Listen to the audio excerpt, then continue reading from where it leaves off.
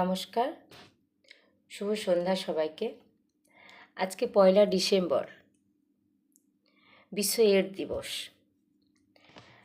World AIDS day. মানে আজকের দিনে আমরা এইডসের বিরুদ্ধে প্রতিরোধ গড়ে তোলার জন্য মানুষজনকে সচেতন করব। আর আজকে সকাল থেকে ভিডিও বানানোর সময় পাইনি, কারণ শরীরটাও ভীষণ খারাপ, বিয়েবাড়ি কাটিয়ে ওঠে। কিন্তু আজকে ভাবলাম এই ওয়ার্ল্ড এইডস ডেতে যদি আমি নার্স হয়ে একটা মেসেজ না দিই তাহলে বোধহয় জিনিসটা ঠিক হবে না। তাই এইডস নিয়ে সামান্য একটু আলোচনা করছি। যদি কারো কাজে লাগে নিশ্চয়ই শুনবে এবং মেনে চলার চেষ্টা করবে, লাইক করবে, শেয়ার করবে, কারো কাজে লাগলে অবশ্যই। প্রথমত বলি, এইডস যে আমরা বলে থাকি, আর এটা বলার কারণ হচ্ছে অনেকের ভেতরে এই সচেতনতাটা ভীষণ অভাব আছে। আর সচেতন হলেই আমরা এইচআইভি এইডসকে প্রতিরোধ করতে পারবো।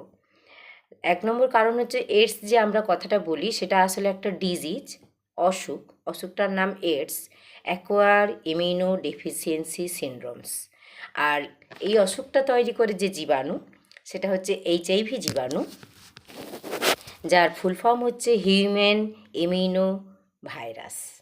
তার মানে কি বুঝতে পারা যাচ্ছে যে এই ভাইরাসটা যখন আমাদের শরীরের মধ্যে প্রবেশ করছে তখন আমাদের শরীরের ভেতরে যে ইমিউনিটি সিস্টেম, সেই সিস্টেমটাকে একেবারে ভেঙে দিচ্ছে।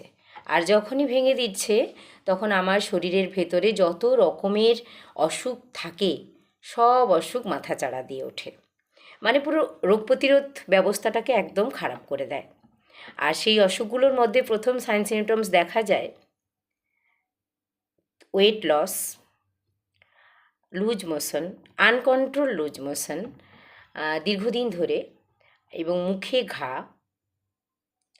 এছাড়াও টিবি দেখা যায়, টিউবারকুলোসিস। এছাড়াও নানাবিধ অসুখ।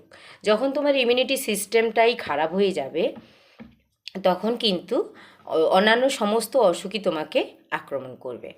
এবার অনেক সময় পেশেন্ট এইচআইভি ভাইরাস আক্রান্ত কিনা এভাবে ধরা না পড়ি যখন টিভি স্ক্রিনিং করা হয়, মানে স্পুটাম টেস্ট করা হয়, তখন যে পেশেন্টগুলোকে আমরা এইচআইভি টেস্ট করি তখন সেখান থেকেও কোরিলেটেড অনেক এইচআইভি পেশেন্ট আমরা পাই। এই বিষয়ে একটু বলে রাখি, এইচআইভি কী থেকে ছড়াতে পারে। সবার আমাদের এই সচেতনতা থাকা উচিত। প্রথমত হচ্ছে যে আমরা যদি অপরিশোধিত রক্ত গ্রহণ করে থাকি, আমাদের তো বিভিন্ন সময় অ্যাক্সিডেন্টাল বা সিজারিয়ান সেকশন বা বিভিন্ন অপারেশনের সময় আমরা অনেক সময় ব্লাড নিয়ে থাকি। সেই ক্ষেত্রে যদি আমরা অপরিশোধিত রক্ত, যেটা এইচআইভি টেস্টেড নয়, সেটা গ্রহণ করে থাকি, সেখান থেকে আমাদের পরবর্তীকালে এইডস হতে পারে, এইচআইভি পজিটিভ হতে পারে। 1 নম্বর। 2 নম্বর, অপরিশোধিত ছুঁচ। আপনারা জানেন এখন স্বাস্থ্য দপ্তর থেকে সব জায়গায় হয়েছে সিঙ্গেল ইউজ সিরিঞ্জ, মানে একটা সিরিঞ্জ একবারই ব্যবহার করবে যে কেউ, আর একটা সিরিঞ্জ, আমার ব্যবহৃত সিরিঞ্জ অপর কেউ ব্যবহার করবে না। আগে যেমন ছিল যে স্টিলের নিডলগুলো ছিল সেগুলো বয়লিং পয়েন্টে বয়লিং করে পরিশোধন করে ইউজ করা হতো, এখন সেই ব্যবস্থা নেই। এখন সব জায়গায় packeting syringe, use and throw, AD syringe, ঠিক আছে। কিন্তু তা সত্ত্বেও কী করে ছড়াবে? যদি যারা মাদক গ্রহণ করে সিঙ্গেল সিরিঞ্জে বন্ধু বান্ধবরা বসে একই সিরিঞ্জ দিয়ে পরপর ড্রাগ নিতে থাকে, তো তার মধ্যে কেউ একজন যদি এইচআইভি পজিটিভ থাকেন তাহলে সবার মধ্যে এইচআইভি জীবাণুটা ছড়িয়ে পড়বে। এটা 2 নম্বর কারণ। 3 নম্বর কারণ হচ্ছে মাদার টু চাইল্ড। মা যখন প্রেগনেন্ট থাকছেন, মায়ের যদি এইচআইভি পজিটিভ হন তাহলে কিন্তু চান্সেস থাকছে মায়ের থেকে বেবির ট্রান্সমিশন হওয়ার। এই কারণে এখন মা যখন প্রেগনেন্ট হচ্ছে, যখন রেজিস্ট্রেশন করা হচ্ছে, সমস্ত গ্রামাঞ্চলে সাব সেন্টারগুলোতে, হসপিটাল, বিভিন্ন আইসিটিসি সেন্টারে এখন এইচআইভি টেস্ট বিনা পয়সায় করা হচ্ছে এবং তার রেজাল্টও কিন্তু গোপন রাখা হচ্ছে, একেবারে কনফিডেন্সিয়াল থাকছে। এবার যদি কেউ দেখেন যে কোনো মা এইচআইভি পজিটিভ হয়েছেন, তাহলে কিন্তু তাকে রেফার টু এফআইসিটিসি এবং সেখান থেকে কনফার্মেশনের জন্য আইসিটিসি সেন্টার ডিস্ট্রিক্টে পাঠাতে হবে এবং সেখান থেকে কনফার্ম হলে মাকে ফুল অ্যান্টিরেট্রোভাইটাল থেরাপির মধ্যে আনা হবে এবং মার যখন ডেলিভারি হবে, যাতে মাদার টু চাইল্ড ট্রান্সমিশন না হয়, তখন বাচ্চাকে 24 ঘন্টার মধ্যে নেভিলাপিন সিরাপ দেওয়া হবে। যতটা সম্ভব বাচ্চাকে প্রোটেক্ট করার চেষ্টা করা হবে। এটা 3 নম্বর। আর 4 নম্বর যেটা পয়েন্ট, বেশি ইম্পর্ট্যান্ট পয়েন্ট, সেটা হচ্ছে অসুরক্ষিত যৌন সংসর্গ।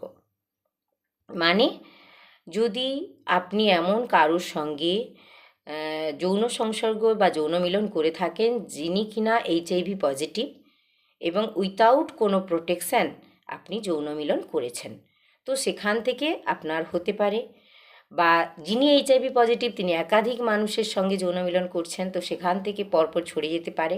এক্ষেত্রে একটা কথা বলে রাখি, এই এইচআইভি থেকে রক্ষা করতে পারে একমাত্র কন্ডোম। আপনারা যদি অসুরক্ষিত যৌন সংসর্গ করে থাকেন তাহলে কিন্তু এইচআইভি হওয়ার সম্ভাবনা আছে, কারণ আপনারা তো জানেন না যে কার সঙ্গে কে এইচআইভি পজিটিভ আর কে এইচআইভি পজিটিভ নয়। তাই এখন কন্ডোমের বিভিন্ন অ্যাড আপনারা টিভিতে দেখতে পান এবং যেখানে বলেছে কন্ডোম ছাড়া সুন্দরী, এত রিস্ক কে নেবে, তাই না? তাই কন্ডোম ইউজ করুন, একাধিক যৌন সংসর্গ পরিত্যাগ করুন। কিন্তু এটা বললেও কিছু কিছু মানুষের ক্ষেত্রে, যেমন কি আমরা পড়েছি, আমরা শুনেছি, যেখানে প্রস্টিটিউশন আছে, যেখানে ট্রাক ড্রাইভার, লরি ড্রাইভার এবং বিভিন্ন শিল্পাঞ্চল আছে, সেখানে মানুষের শারীরিক প্রয়োজনে মানুষ কিন্তু নিত্য ওই জায়গাগুলোতে যায়। সেখানে ফিমেল কন্ডোম এবং মেল কন্ডোম দুটোই অ্যাভেলেবল রাখা হয়েছে স্বাস্থ্য দপ্তরের তরফ থেকে। সেটা ইউজ করুন এবং নিজেরা সুরক্ষিত থাকুন। এ গেল কিভাবে এইচআইভি ছড়ায়। কিন্তু আমাদের ভেতরে কিছু খারাপ এবং ভুল ভ্রান্ত ধারণা আছে, সেগুলোর মধ্যে হলো, একে মশার কামড়ের মাধ্যমে এইচআইভি ছড়ায় কিনা? ছড়ায় না। একই ঘরে থাকলে এইচআইভি ছড়ায় কিনা? ছড়ায় না। একই মশারির ভেতরে ঘুমালে এইচআইভি ছড়ায় কিনা? ছড়ায় না। আর একই টয়লেট ইউজ করলে এইচআইভি ছড়ায় কিনা? ছড়ায় না। তাহলে ছড়ায় কি করে? এইচআইভি ছড়ায় যে 4টি কারণে আমি বলে দিলাম। এছাড়াও দেহ রস সংক্রান্ত যে কোনো বডি ফ্লুইড, মানে যেমন তোমার সিমেনের মাধ্যমে ছড়াচ্ছে, ব্লাডের মাধ্যমে ছড়াচ্ছে, থুতু, স্যালাইভা, লার্ভা, ডিপ কিসের মাধ্যমে আপনার যদি ওপেনিং থাকে এবং অন্য পার্টনারের যদি এইচআইভি পজিটিভ থাকে, সেখান থেকে কিন্তু এইচআইভি ছড়াতে পারে। তার মানে যে কোনো দেহরস থেকে এইচআইভি ছড়াতে পারে। এটা ক্লিয়ার হলো?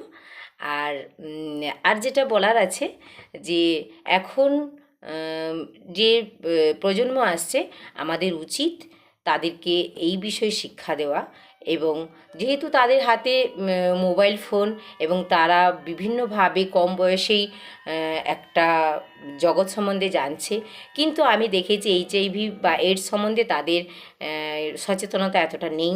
তাই স্কুলে যারা একটু বড় হয়েছে তাদেরকে ক্যাম্পেনিং করে জানানো এবং পাড়ায় মিটিং করে আমরা অলরেডি জানাচ্ছি, এবং আমি বলবো সমস্ত বাবা মায়েদের নিজেদের ছেলে মেয়েদের কাউন্সেলিং করা প্রয়োজন। যেমন কি আমার ছেলে ডাক্তারি পড়ে, বিদেশে থাকে, আমি একজন নার্স, আমার ছেলে এই বিষয়ে অভিজ্ঞ নিশ্চয়ই, তবু আমার ছেলে যখন বিদেশে যাচ্ছিল আমি কিন্তু তাকে এই বিষয়ে অভিজ্ঞ করে দিয়েছি এবং ওপেনলি কথা বলেছি। এই ওপেনলি যদি কথা না বলেন তাহলে কিন্তু বিপদ একদিন আসতেও পারে। তাই সবাই সুস্থ থাকুন, ভালো থাকুন। বিশ্ব এইডস দিবসে এটাই যে আমরা সচেতনতার মাধ্যমে আমাদের দেশ থেকে এইডস দূর করতে পারি। আর হ্যাঁ, আরেকটা কথা, যদি কারো এইডস ধরা পড়ে আর্লি স্টেজে, তাহলে কিন্তু দীর্ঘদিন উনি অ্যান্টিরেট্রোভাইটাল থেরাপি ড্রাগ, যেটা সরকারির থেকে অনেকভাবে সহজলভ্য এবং বিনা পয়সায় পাওয়া যাবে, সেই ড্রাগ নিয়ে এবং লাইফস্টাইল মডিফিকেশন করে দীর্ঘদিন সুস্থভাবে বেঁচে থাকতে পারবেন।